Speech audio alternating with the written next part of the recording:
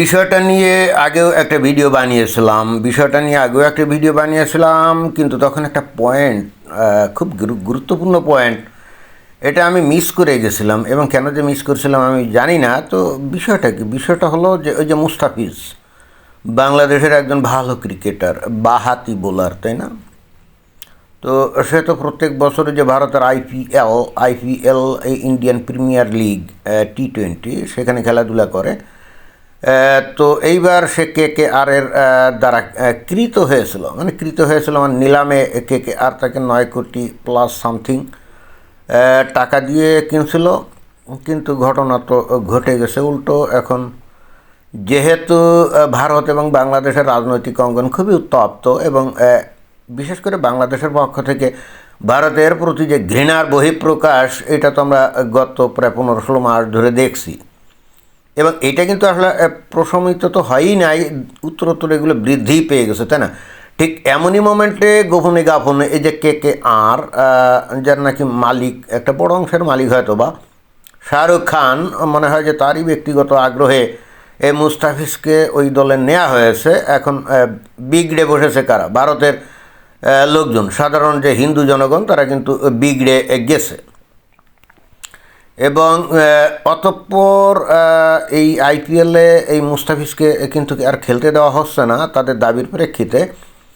তো বাংলাদেশের একটা মিডিয়া কিন্তু খবর প্রচার করছে কি, সেটা হলো যে বাংলাদেশে হিন্দু নিহত হওয়ার সাজা, ভারতীয় হিন্দুত্ববাদের ঘৃণার শিকার মুস্তাফিজ। মানে এই যে ঘৃণার শিকার, এই যে বক্তব্যটা দিল না, বস্তুত এই পয়েন্ট অফ ভিউতেই আমার আলাপটা, মানে এখানে একটা গুরুত্বপূর্ণ পয়েন্ট আমি মিস করে গেছি।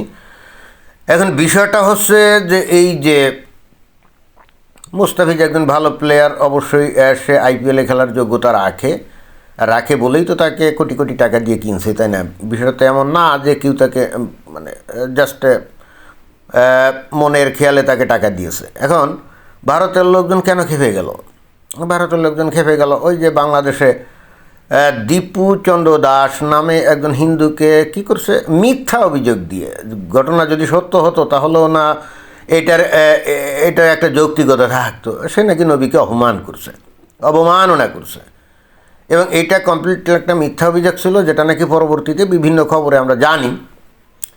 তো কী করেছে, তাকে প্রথমে যেমন ইচ্ছা করে পিটিয়েছে এবং তারপরে জ্যান্ত তাকে কি আগুনে পুড়িয়েছে। এখন আরও ইন্টারেস্টিং ব্যাপার হচ্ছে, এ কিন্তু প্রথমে যে পুলিশের হেফাজতে ছিল, তা পুলিশ তাকে জেল হাজতে পাঠিয়ে বিচার আচার এগুলো না করে তারা কিন্তু কী করছে, তারা ওই উত্তেজিত জনতার হাতে, যারা নাকি উন্মাদ, তাদের হাতে দিয়ে দিয়েছে, যারা নাকি বস্তুত তাকে হত্যা করার জন্যই তার বিরুদ্ধে এই ধরনের একটা অভিযোগ দায়ের করছিল। এবং সেখানে আভ্যন্তরীণ কিছু ব্যাপার স্যাপার ছিল।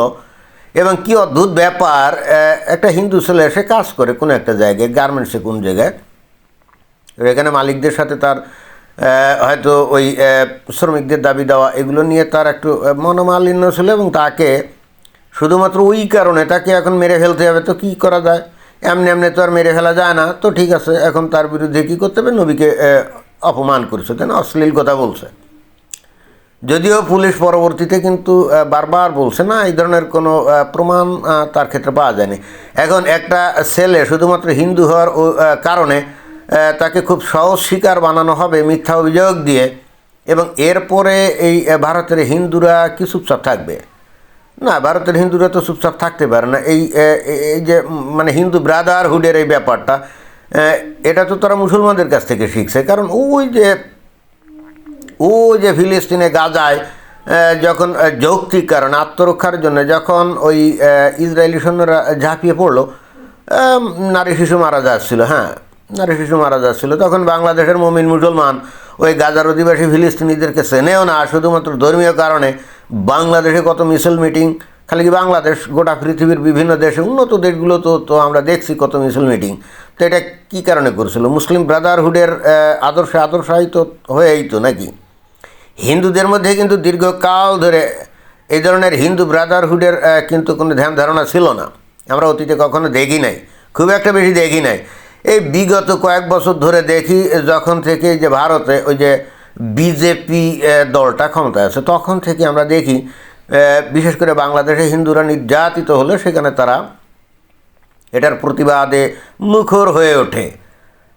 এবং এটা তারা শিখছে কিন্তু মুসলমানদের কাছ থেকে। তো এক্ষেত্রে তো মুসলমানদের খুশি হওয়া উচিত না যে তাদের দেখানো পথে হিন্দুরা চলে, অর্থাৎ তারা যে মুসলিম ব্রাদারহুডের যে ধারণাটা তারা তুলে ধরছে সেটাই তো এখন হিন্দুরা অনুসরণ করে। তাহলে মুসলমানদের যে শিক্ষা এই যে হিন্দুরা গ্রহণ করলো, এর জন্য তো মুসলমানদের খুশি হওয়া উচিত। এখন তারা কেন খুশি হয় না কে জানে। বাট মূল পয়েন্ট কিন্তু সেটাও না। মূল পয়েন্ট হচ্ছে যে এখানে এই যে বলছে যে হিন্দুত্ববাদের ঘৃণার শিকার মুস্তাফিজ, মানে এটা কোন ধরনের কথা? বাংলাদেশ এই গত 15-16 মাস ধরে যে পরিমাণ ভারতের বিরুদ্ধে বিষোদ্গার করছে, হিন্দুদের বিরুদ্ধে বিষোদ্গার করছে, এবং একই সঙ্গে ভারতকে বয়কট করার ডাক দিয়েছে যে তাদের সাথে কোনো সম্পর্ক নাই, কোনো কিছু নাই, তাদেরকে পুরো বয়কট, তাই না? তো এইভাবে কন্টিনিউয়াসলি বাংলাদেশের তৌহিদি জনতা কিন্তু বয়কট করে গেছে। ভারত কিন্তু বয়কট করে নেই, ভারত কিন্তু চেষ্টা করে গেছে, ঠিক আছে ইটস ওকে, আস্তে ধীরে হয়তো সম্পর্কের উন্নতি হবে বা স্বাভাবিক হবে। তারা কিন্তু কখনো ওই বাংলাদেশ বয়কটের ডাক দেয় নাই। যদি আপনারা খেয়াল করে থাকেন, কখনোই এই ধরনের ডাক তারা দেয়নি। এখন এই যে বাংলাদেশ বয়কট করার ডাক কখন তারা দিল? যখন এই দীপুচন্দ্র দাসকে এরকম নির্মমভাবে হত্যা করা হলো, তাই না? ঠিক তখনই কিন্তু ভারত এইবার বলল যে হ্যাঁ, এখন একটু বাংলাদেশকে বয়কট করার একটু টাইম আসছে। এবং এই হেতু যখন মুস্তাফিজকে, বিশেষ করে শাহরুখ খান তাকে দলে ভিড়ালো, তখনই কিন্তু ভারতের হিন্দুরা বুঝতে পারলো যে ঘটনা কি, যে শাহরুখ খানকে মুসলমান হওয়া সত্ত্বেও এ ভারতের হিন্দুরা মাথায় তুলে না আসছে, তাকে মহাতারকা বানিয়েছে, এবং যাকে তারা নয়নের মণি, ভালোবাসার মণি হিসাবে দেখেছে, সেই শাহরুখ খান, সে তো আসলে এতদিন হিন্দুরা তাকে যা ভাবতো, বিষয়টা তাহলে তা না। এতদিন সে হয়তো উদারতার ভান টান করতো, ধর্মনিরপেক্ষতার ভান টান করতো, কিন্তু ইভেনচুয়ালি ভারতের হিন্দুরা দেখছে বিষয়টা তাহলে তা না, একটু ভিন্ন রকম লাগে না? আর কারো ব্যাপারে এই তার আগ্রহ নেই, মুস্তাফিজের ব্যাপারে তার এত আগ্রহ। এবং নট অনলি দ্যাট, আসলে মুস্তাফিজের দর যখন নিলামে 9 কোটি প্লাস টাকা উঠছে, এটা কিন্তু বিস্ময়কর ব্যাপার। আমার মনে হয় না যে মুস্তাফিজের দাম আসলে 9 কোটি টাকা হতে পারে। হয়তো 2-3-4 কোটি টাকা হলে হতেও পারে, বাট এত বেশি হওয়ার কথা না। তাহলে এই শাহরুখ খান কেন এত টাকা তাকে দিল? তার মানে এখানে বিষয়টা একটু ভিন্ন, তাই না? তো স্বাভাবিকভাবে ভারতের হিন্দুরা তো আর একেবারে মূর্খ না, বোকা না, তারা তো বুঝতে পারে বিষয়টা।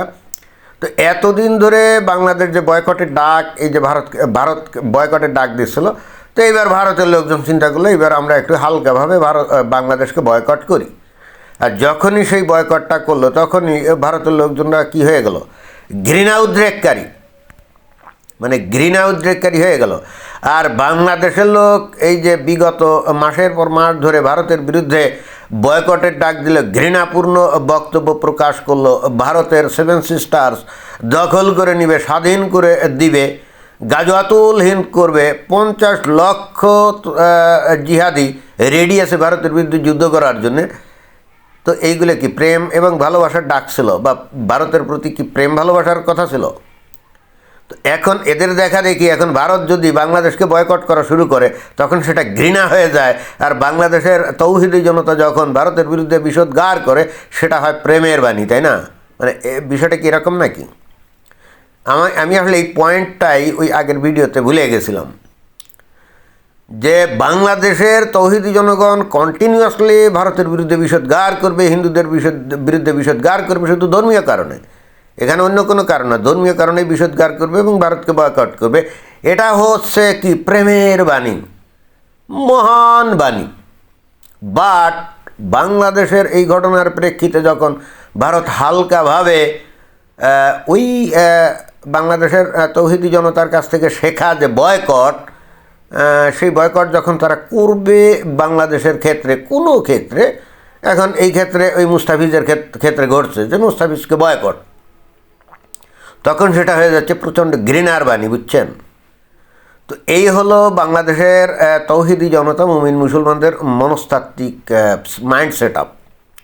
এটা হলো তাদের মাইন্ড সেট আপ, অর্থাৎ তারা যা ইচ্ছে খুশি করবে, গালিগালাজ করবে, হিংসাত্মক বক্তব্য ছড়াবে, ঘৃণা ছড়াবে, হত্যার হুমকি দিবে, এগুলো সব হচ্ছে মহান বাণী, কারণ তোরা তো মহান একটা ধর্মের অনুসারী, যে ধর্মটা একেবারে আল্লাহর কাছ থেকে আসছে, মানে সৃষ্টিকর্তার কাছ থেকে আসছে, তাই না? তারা তো সেটাই বিশ্বাস করে। ইন্টারেস্টিং ব্যাপার কি জানেন, এই যে তারা ইসলামকে একমাত্র খাঁটি সত্য ধর্ম বলে না, তারা জীবনেও কোনো দিন কোরআন হাদিস ভালো করে পড়ে দেখে না, এদের একটাও কোরআন হাদিস পড়ে দেখে না। এবং ইসলামের উৎপত্তি কীভাবে হলো এবং একই সঙ্গে আর্কিওলজিক্যাল যে আর্টিফ্যাক্ট এই আরব দেশে ওই তৎকালীন সময়ে পাওয়া যায়, সেগুলো আসলে কী নির্দেশ করে ইত্যাদি ইত্যাদি, এগুলো সম্পর্কে তাদের কোনো আইডিয়া নেই। এবং তারা কোরআনটাও ভালো করে পড়ে না, হাদিসও ভালো করে পড়ে না। সাধারণ মুমিন মুসলমানরা যে আদৌ কোরআন পড়ে না, তার একটা প্রমাণ কি জানেন? ওই যে অসীম সরকার বলছে না যে কোরআনে বলা আছে যে নিষিদ্ধ মাস অতিক্রান্ত হলে মুশরিকদেরকে যেখানে পাও সেখানে হত্যা করো, তাদের সন্ধানে ওত পেতে বসে থাকো। এই কথাটা বলার পর ভারতের সাধারণ মুসলমানরা এবং বাংলাদেশের মুসলমানরাও দেখলাম যে এটার বিরুদ্ধে তারা নানা রকম প্রতিক্রিয়া প্রতিবাদ এগুলো দেখাচ্ছে। কিন্তু এখানে অসীম সরকার তো একেবারে রেফারেন্স দিয়ে দিয়েছে, তাই না? সূরা তাওবার 5 নম্বর আয়াত চিন্তা করে দেখেন, একেবারে নাম্বারিং করে দিচ্ছে, রেফারেন্স উল্লেখ করে দিচ্ছে। এরা কিন্তু কোরআন খুলে সেটা চেক করার কোনো গরজ তারা অনুভব করে না, সাথে সাথে তারা খেপে গেছে। তাদের বক্তব্য হলো না না না, এটা তো কোরআনে নাই। চিন্তা করে দেখছেন? আরে বাবা, তোরা যা একটু তোদের পবিত্র গ্রন্থ যা একটু খুঁজে দেখ আসলেই অসীম সরকার আলতু ফালতু কথা বলছে কিনা বা কোরআন নিয়ে বাজে কথা বলছে কিনা। না, একেবারে সাথে সাথে রিয়াকশান। যাই হোক, এখন সম্ভবত একটু মনে হয় তারা খুলে দেখছে, এই জন্য দেখলাম যে কিছু কিছু মুমিন মুসলমানও কিন্তু এটা বলা শুরু করছে, না কোরআনে তো এটা আছে। এবং তারপরে তারা বলার চেষ্টা করছে এইটার তো প্রকৃত অর্থে এই না, এইটার আগের রাত পরের রাত এবং শানে নজুল যদি পড়া হয় তাহলে এখানে এই হত্যা করার বিষয়টা আসলে হয়ে যাবে কি কোলাকুলি করা, মানে হত্যা করা, এইটা অর্থ দাঁড়াবে কিন্তু অবশেষে খোলাকুলি করা, এটাই বলার চেষ্টা করছে। কিন্তু এগুলো বললে তো হবে না। এখন ইসলাম জানা লোকের কি এই দুনিয়াতে অভাব আছে? তারা এই সমস্ত ইনিয়ে বিনিয়ে বানিয়ে বানিয়ে তারা নিজেদের, এবং ইন্টারেস্টিং ব্যাপার হচ্ছে দেখবে যে এরা যখন এই আয়াতের ব্যাখ্যা করার জন্য কিস্সা কাহিনী বলে, অর্থাৎ প্রেক্ষাপট টট এটা ওটা বলে না, দেখবেন যে নিজেরা বানিয়ে বানিয়ে কিস্সা বলে। ওরা যে কাহিনী কিস্সা বলে না, বলে যে এটা তো যুদ্ধের সময়কার আয়াত। জিজ্ঞেস যদি আপনি করেন যে কোন যুদ্ধের আয়াত, তখন আর বলতে পারবেন না। তার মানে বানিয়ে বানিয়ে কথা বলে, বুঝছেন? অর্থাৎ এখন তারা কোরআনকে ডিফেন্ড করার জন্য নিজেরা বানিয়ে বানিয়ে গল্প বলা শুরু করছে। এবং এর পরেও তারা আবার বিশ্বাস করে কোরআনে নাকি কোনো এই ধরনের হত্যা হুমকি ইত্যাদির আয়াত তো নাই, কোরআনের মধ্যে খালি শান্তি আর শান্তি, শান্তি আর শান্তি। এবং যখন চোখে দেখিয়ে দেওয়া হয় যে দেখো এইটা তো লেখাই, তখন তারা নিজেরা বানিয়ে বানিয়ে কিস্সা বলবে। মনে হবে যেন ওই 1450 বছর আগে একেবারে টাইম মেশিনে চড়ে তারা মানে পিছনে অতীতকালে চলে গেছে, আরবের মরুভূমিতে চলে গেছে এবং স্বয়ং তারা নিজেরা মনে হয় নবীর সাথে ঘোরাঘুরি করতো, এই জন্য তারা পুরো অর্থ জানে। ভাবকান দেখবেন এরকম। কিন্তু যদি পাল্টা প্রশ্ন করা হয় তুমি যে কিস্সা বলা শুরু করলে এটা কোন কিতাবে আছে, ওরা কিন্তু কোনো কিতাবে দেখাতে পারবে না, ওটার কিন্তু কোনো দলিল নাই। এবং নট অনলি দ্যাট, ওরা যখন কোরআনের কোনো আয়াত এই যে প্রেক্ষাপট অনুযায়ী বিচার করে না, এটাও কিন্তু ইসলাম বিরুদ্ধ। কেন জানেন? কারণ হচ্ছে কোরআনে বারবার বলা আছে এই কোরআন হলো স্বয়ং সম্পূর্ণ, এই কোরআন হলো পরিষ্কার, এই কোরআনে সব কিছু বিস্তারিত বর্ণনা আছে, ক্লিয়ার। তো তাই যদি হয়, যেমন সূরা আনফালের যদি আপনি 89 নম্বর আয়াত দেখেন, সেখানে কিন্তু এই বিষয়গুলো আছে। এই কোরআন বিশুদ্ধভাবে পরিষ্কার করে সব কিছু বর্ণিত আছে, সব কিছুর বর্ণনা আছে। ভাই, পরিষ্কার করে যদি সব কিছুর বর্ণনা থাকে তাহলে কোরআনের আয়াত পড়ার সাথে সাথেই তো সেটা বোঝার কথা। এর জন্য আপনি প্রেক্ষাপট আনবেন কিসের ভিত্তিতে? এবং যখন ওরা প্রেক্ষাপটের ঘটনা বলে, তো এই প্রেক্ষাপটের ঘটনাগুলো লেখা কবে জানেন? ওই এই নবী তো কত 1400 নবী মারা গেলেন কত 632 সালে, তাই না? তো এই প্রেক্ষাপটের ঘটনাগুলো লিখছে কারা জানেন? এই যে বুখারি, মুসলিম, আবু দাউদ, তিরমিজি, ইবনে ইসাক, এরা লিখছে কবে জানেন? নবী মারা যাওয়ারও প্রায় 200-250 বছর পরে এসে লিখছে। তো ওই সময় 200-250 বছর পরে তাও আবার কারা লিখছে? যাদের বাড়ি ছিল কিন্তু ইরানে। আর নবীর জন্ম কোথায়? মক্কা মদিনা, না? তো ইরানের এই জায়গা থেকে মক্কা মদিনার দূরত্ব কিন্তু মিনিমাম 2 থেকে 2,500 কিলোমিটার। তো 2 থেকে 2,500 কিলোমিটার দূরে যাদের মাতৃভাষা ছিল না আরবি, যারা 200 থেকে 250 বছর পরে, তারা কী করে প্রেক্ষাপট জানলো? তারা কি করে প্রেক্ষাপট জানলো যে এই প্রেক্ষাপটের ভিত্তিতে নবী এই কোরআনের আয়াত উনি বর্ণনা করছিলেন না? এগুলো বলতে পারবে না, কমপ্লিটলি বলতে পারবে না। আমি আপনাদেরকে জাস্ট হিন্টস দিলাম, বুঝছেন? তো যাই হোক, অন্যদিকে না গেলাম, মুস্তাফিজকে নিয়ে কথা হচ্ছিল। আমার বক্তব্য হলো যে বাংলাদেশের মানুষ কন্টিনিউয়াসলি ধর্মীয় আবেশে আবদ্ধ হয়ে এই হিন্দুদেরকে মুশরিক জ্ঞান করে কোরআন এবং হাদিসের পথে তাদেরকে ঘৃণা করে, এটা তাদের ধর্মীয় আদর্শ এবং বিশ্বাস, অর্থাৎ তারা ধর্ম অনুযায়ী তাদের ধর্ম অনুযায়ী সঠিক কাজই করে। বাট ওই একই কাজ, এবং সেই হেতু তারা ভারতকে বয়কটও করে। হ্যাঁ, অবশ্যই হিন্দুদেরকে তো বয়কট করতেই হবে। তো এখন মুসলমানদের দেখা দেখি ভারতের হিন্দুরা যদি মুসলমানদেরকে একটু বয়কট করা শুরু করে, সেটা ভাই ঘৃণাত্মক বক্তব্য কী করে হয়? আর তোমরা যে কন্টিনিউয়াসলি ঘৃণা করে যাচ্ছ, তাদেরকে হত্যা করার হুমকি দিচ্ছ, এগুলো করে যাচ্ছ, এটা কি মানে মহান শান্তির বাণী? এটা আমি ঠিক বুঝতে অক্ষম। ধন্যবাদ।